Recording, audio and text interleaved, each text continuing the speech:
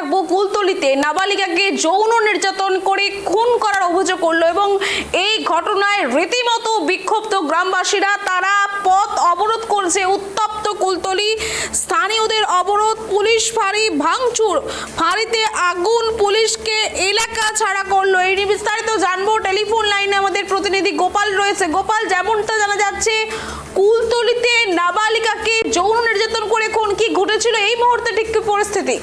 দেখো বিশ্বাস, তোমাকে বলতে পারি ইতিমধ্যে কুলতলি ফাঁড়িতে জ্বলছে আগুন। তার একটাই কারণ, পুলিশ হয়েছে এলাকা ছাড়া। এত বড় ব্রেকিং খবর এই সর্বপ্রথম। তোমাকে বলে রাখি, কুলতলিতে এক নাবালিকার যৌন নির্যাতনের ঘটনা ঘটে। পুলিশকে জানাবার পর পুলিশ নিষ্ক্রিয় থাকে। সেই নিষ্ক্রিয়তার অভিযোগে হাজার হাজার বাড়ির গ্রাম্য বধূরা থেকে আরম্ভ করে মানুষজন লাঠি নিয়ে কিন্তু বেরিয়ে পড়ে, থানা ঘেরাও করে, থানা ভাঙচুর চালায়, পুলিশের উপরে লাঠি চালায়। পুলিশ কিন্তু শেষ পর্যন্ত লাঠি চালাবার চেষ্টা করে জনসাধারণের উপর। উৎক্ষিপ্ত হয়ে ওঠে, উত্তপ্ত হয়ে ওঠে এলাকার মানুষের কাছে। পুলিশ কিন্তু শেষ পর্যন্ত হাল ছেড়ে দেয় এবং ফাঁড়ি থেকে তারা পালিয়ে যায় বলে জানা গেছে। ইতিমধ্যে আগুন জ্বালিয়েছে এলাকা কিন্তু উত্তপ্ত। তোমাকে এই মুহূর্তে ঠিক পরিস্থিতি এবং কেন এই ঘটনায় পুলিশকে কেন নিষ্ক্রিয়তাই দেখা যাচ্ছে, কি জানা যাচ্ছে? বলি, যে নাবালিকার কথা বলা হচ্ছে, নাবালিকা নবম শ্রেণীর ছাত্রী যখন যাচ্ছিল তখন একজন তাকে শ্লীলতাহানি করে বলে একটা অভিযোগ উঠেছে। কিন্তু এই অভিযোগ কতটা সত্যতা প্রশাসন এখনো যাচাই করেনি। তবে এলাকার মানুষের দাবি, প্রশাসনের কাছে যখন গেল যে কি হয়েছিল না হয়েছিল অভিযোগ করলো, তারা প্রশাসনের একটা সক্রিয় হওয়ার প্রয়োজন ছিল। প্রশাসন কিন্তু সেই সক্রিয়তা দেখায়নি। প্রশাসন বলেছিল অভিযোগ নিচ্ছি, অভিযোগ নিয়ে তদন্ত করব।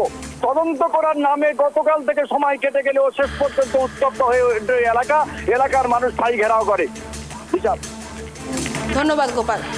একদম যৌন নির্যাতন করা হয় এবং যেমনটা জানা যাচ্ছে এর পরবর্তীতে কিন্তু উত্তপ্ত হয় কুলতলি। এর পরিপ্রেক্ষিতে সাধারণ মানুষ, এখানকার গৃহবধূরা, তারা রাস্তায় নামে লাঠি নিয়ে পুলিশের ওপরে বিক্ষোভ দেখানো হয় এবং পুলিশের নিষ্ক্রিয়তার অভিযোগ তোলা হয়। এবং যেমনটা জানা যাচ্ছে এই বিষয়ে স্থানীয় বাসিন্দারা তারা কি জানাচ্ছেন শুনবো। হাটে ক্যাম্পে জানাতে গিয়েছে, ডিডি নেয়নি। তারপরে রাত 2:30টার সময় এইখানেতে লাশ পাওয়া যাচ্ছে। এইখানে ব্যারিকেড করেনি, এখনো পর্যন্ত কোনো তদন্ত করেনি। পুলিশ লাশ তুলে নিয়ে চলে গেছে। কি চাইছো তাহলে এখন?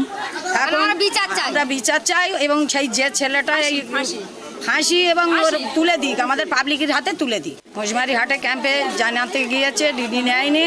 তারপরে রাত 2:30টার সময় এইখানেতে লাশ পাওয়া যাচ্ছে। এইখানে ব্যারিকেড করেনি, এখনো পর্যন্ত কোনো তদন্ত করেনি। পুলিশ লাশ তুলে নিয়ে চলে গেছে। কি চাইছো তাহলে এখন? আমরা বিচার চাই এবং সেই যে ছেলেটা এই ফাঁসি এবং ওর তুলে দিক, আমাদের পাবলিকের হাতে তুলে দিক।